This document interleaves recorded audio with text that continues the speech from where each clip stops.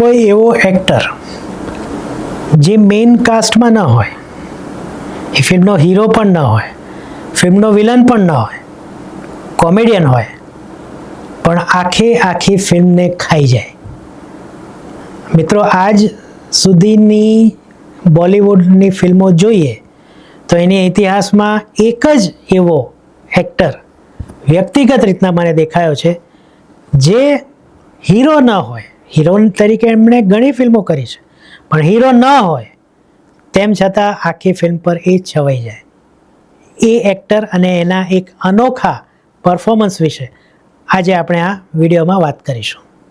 નમસ્તે મિત્રો, હું છું સિદ્ધાર્થ છાયા.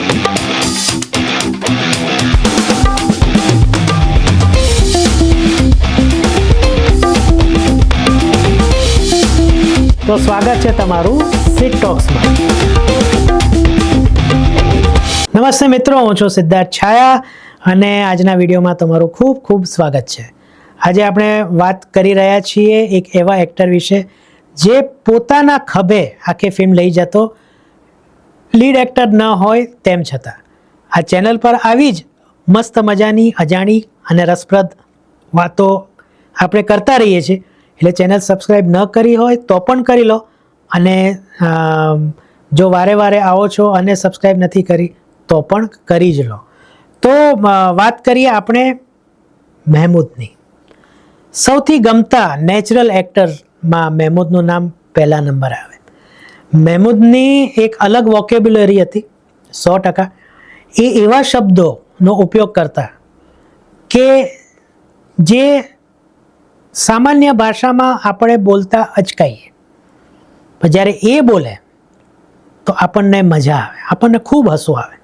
જેમ કે આપણે આપણા પપ્પાને પપ્પા કહીએ, ડેડી કહીએ, એકદમ શુદ્ધ ભાષામાં બોલીએ તો પિતાશ્રી કહીએ, પણ એ બાપ જ કહે. પણ એ જ્યારે એ બાપ કહે ત્યારે આપણને ખૂબ મજા આવે, આપણને ખરાબ બી ન લાગે. આવા તો કેટલા બધા છે. આપણે હિન્દીમાં વાત કરીએ તો લડકી કહીએ, યુવતી કહીએ, આ તો છોકરી જ કહી દેશે. આવા તો ઘણા બધા ઉદાહરણ છે મહેમૂદના, કે જે પોતાની અલગ ભાષાથી, પોતાના અલગ ડાયલોગ ડિલિવરીથી ખૂબ પ્રસિદ્ધ થયા. એવું કહેવાતું કે એક સમયે મહેમૂદ ફિલ્મના હીરો કરતાં પણ વધુ પૈસા લેતા, અને એની પાછળનું કારણ આ જ હતું કે એ કશું ના હોય, મહેમૂદ છે ને ફિલ્મમાં, એટલે લોકો ફિલ્મ જોવા જતા, અને એને કારણે એ ફિલ્મ ચાલતી. તો બને છે એટલે ફરજિયાત થાય છે કે પછી મહેમૂદને વધુ પૈસા મળે. તો આજે એક એવી ફિલ્મની વાત કરીએ જેણે ફિલ્મમાં આમ જોઈને તો કશું નહોતું, કોઈ જ નવીનતા ના હતી, પણ મહેમૂદ અને એમનું પરફોર્મન્સ, 3 ગણું પરફોર્મન્સ, એણે એ ફિલ્મને એવી ઊંચકી કે એ સુપર હિટ ગઈ. આ ફિલ્મનું નામ હતું હમજોલી. 1960ના દાયકામાં આવેલી આ ફિલ્મે બહુ જબરદસ્ત કમાલ કર્યો હતો. કદાચ 1970ના દાયકામાં આવી છે, મને એક્ઝેક્ટલી ખ્યાલ નથી, હું રિસર્ચ કરવાનું ભૂલી ગયો છું, કારણ કે ફિલ્મ વિશે વાત કરવાની ખૂબ ઈચ્છા હતી. ફિલ્મના જે મુખ્ય કલાકારો હતા એમાં ધર્મેન્દ્ર હતા, અને મહેમૂદ સાથે અરુણા ઈરાની હતા. લીના ચંદાવરકર હિરોઈન હતા, એના પ્રાણ હતા. તો આવા મોટા મોટા કલાકારો હતા, પણ આખો જે શો છે એ મહેમૂદે સ્ટીલ કરી લીધો, કારણ કે મહેમૂદના 3 રોલ હતા. અને આ 3 રોલ પણ જેવા તેવા નહીં, કે એમ નહીં કે 3 મહેમૂદ નહીં. બાપ એટલે કે દાદા, બાપ અને દીકરો. હવે આ 3 પણ જેવા તેવા નહીં, કારણ કે એવા તો આપણે ઘણા જોયા છે કે એક બાપ અને 2 દીકરા હોય, અથવા તો બાપ, દીકરો અને દીકરો હોય. આમાં કપૂર ફેમિલીની એમણે પેરોડી કરી હતી.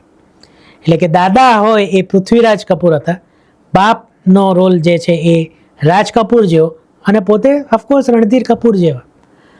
અને એમની બોલવાની સ્ટાઇલ બધાની એ જ પ્રમાણે, જેમ કે પૃથ્વીરાજ કપૂર તો થોડા ઘેરા અવાજે બોલે, રાજ કપૂર બનેલા મહેમૂદ એ નહીં જી, હા જી એમ કરીને આમ બોલે.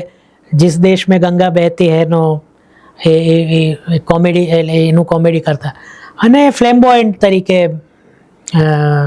રણધીર કપૂર. ફિલ્મમાં પહેલી વાર જ્યારે જીતેન્દ્ર અને આ મળે છે મહેશ, હવે આ પણ છે કે એમને મહેમૂદને શંકર ભગવાન પ્રત્યે બહુ આસ્થા હતી, એટલે એમના મોટા ભાગના નામ ફિલ્મોમાં મહેશ હોય. તો આમાં પણ આઈ થિંક એમનું નામ મહેશ છે. એ ઇન્ટરવ્યૂમાં મળે છે અને એમાં એને ખબર પડે છે કે જીતેન્દ્રને ખૂબ જરૂર છે નોકરીની, તો જ એ સર્વાઈવ થશે. અને ત્યારે એ જે એક ઉપાય અજમાવે છે અને પછી એક જે ઇન્ટરવ્યૂવાળા જે છોકરાઓ હોય છે એ જતા રહે છે અને છેલ્લે ખબર પડે કે એ ઉપાય એણે પોતે પણ અજમાવી લીધો, એટલે એને પણ તકલીફ થાય છે. એ સીનમાં જે મહેમૂદની જે કોમેડી છે અથવા તો એમની જે એક્ટિંગ છે એ બહુ જોરદાર છે. પછી જ્યારે એ પહેલી વાર અરુણા ઈરાનીને મળે છે જીતેન્દ્ર સાથે, એ પણ જોરદાર છે. અને આ 3 રોલની તો શું વાત કરવી. બાપ એટલે અરુણા ઈરાની સાથે એમના મેરેજ થાય છે અને પછી એક રસ્તે ચાલતી છોકરીનો જે સ્કૂટર કે બાઇક છે એ બગડી ગયો છે, તો એને એકવાર એ કિક મારે છે તો બાઇક ચાલુ થઈ જાય છે. તો પેલી છોકરીના પછી એવી અંધશ્રદ્ધા થઈ જાય કે મહેશ મારે કિક તો જ મારું બાઇક ચાલુ થાય, તો વારે વારે થાય. પછી બંને દોસ્તી થાય છે, પણ એની વહુ એટલે કે અરુણા ઈરાની અને બાપ અને દાદા એમને ડાઉટ જાય છે કે આનું તો લફરું ચાલે છે. અને પછી એક કોર્ટ ભરાય છે, કારણ કે દાદા છે એ નિવૃત્ત જજ છે અને એ જે આખો કોર્ટનો સીન છે અને એમાં જે ગીત છે યે કૈસા આયા ઝમાના, એ તો મતલબ કોમેડીની સરટોચ છે. જીતેન્દ્ર એક કિસ્સો કહેલો છે કે એક સીન હતું, એમાં એમણે ખૂબ જોરથી હસવાનું હતું પણ એ હસી નહોતા શકતા.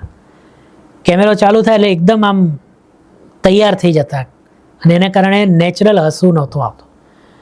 બહુ રિટેક થયા પછી મહેમૂદે કીધું કે એક કામ કર, તું હવે જે ડાયલોગ છે ને જ્યાં પછી તારે હસવાનું છે, હું ત્યાં કેમેરા પાછળ ઊભો છું, મારી સામે જોજે. તો જીતેન્દ્ર આખો સીન બોલ્યા, ડાયલોગ પત્યો અને જેવું સામે જોયો ને એ એટલું હસ્યા કે પછી હસવાનું એ રોકી ન શક્યા. તો એવું તો શું કર્યું મહેમૂદે, એમણે એમનું પેન્ટ કાઢી નાખ્યું હતું અને જીતેન્દ્ર એટલું હસ્યા કે પછી રોકી ન શક્યા. એટલે આવા હતા મહેમૂદ. અને આવી તો એમની કેટલી બધી ફિલ્મો છે જેમાં એમણે કોમેડી દ્વારા પથારી ફેરવી નાખી છે. એક બે નામ તો હું અત્યારે આપી શકું. ગુમનામ છે, સાધુ ઓર શૈતાન એમનું પોતાનું ક્રિએશન છે, બોમ્બે ટુ ગોવા અગેન એમનું પોતાનું ક્રિએશન છે, પડોસન એમણે બનાવી હતી, પ્યાર કિએ જા, આટલી તો કેટલી ફિલ્મો છે જેમાં મહેમૂદ એકલે હાથે ફિલ્મને ખાઈ ગયા છે. અને એમાં આ હમજોલી એનું ઉત્કૃષ્ટ, કારણ કે પેલી બધી ફિલ્મોમાં તો શું છે કે મનોરંજન હતું, વાર્તા હતી, બધું હતું. આમાં તો વાર્તામાં કોઈ દમ નહોતો, પણ એમને કારણે હમજોલી વારંવાર જોવાનું મન થાય છે. ત્યારે પણ લોકો એમને જોવા જ ગયા હતા. તો આ હતો રસાસ્વાદ હમજોલી ઉપર નહીં, મહેમૂદ અને એમના 3 રોલ ઉપર. તો તમને આવા વિડીયો ગમે છે તો કમેન્ટમાં કહેજો, આપણે આવા વિડીયો બનાવીશું. નહીં કહો તો પણ આવા વિડીયો તો આવવાના જ છે, પણ સહેજ ઉત્સાહ રહે કે નહીં આ પ્રકારના વિડીયો ગમે છે. તો બસ વિડીયો ગમ્યો હોય તો શેર કરજો મિત્રો સાથે, સંબંધીઓ સાથે. લાઈક કરવાનું ભૂલતા નહીં અને કમેન્ટમાં ચોક્કસ કહેજો કે આ વિડીયો કેવો લાગ્યો, તમારા હમજોલીના કોઈ અનુભવ હોય તો પણ કહેજો. અને બસ તો પછી ફરીથી મળીશું બહુ જલ્દીથી. ત્યાં સુધી સિદ્ધાર્થ છાયાને આજ્ઞા આપો અને આવજો.